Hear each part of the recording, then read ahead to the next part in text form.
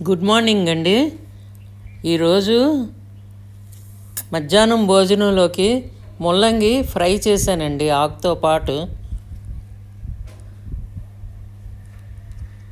తర్వాత చిక్కుడుకాయ టమాటా ఫ్రై దగ్గరికి.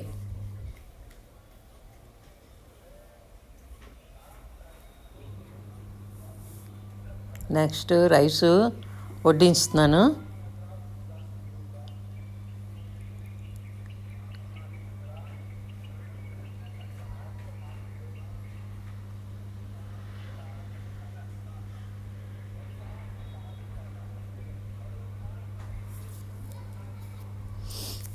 దొండకాయ దగ్గరికి పులుసు పెట్టానండి పాలంగాను.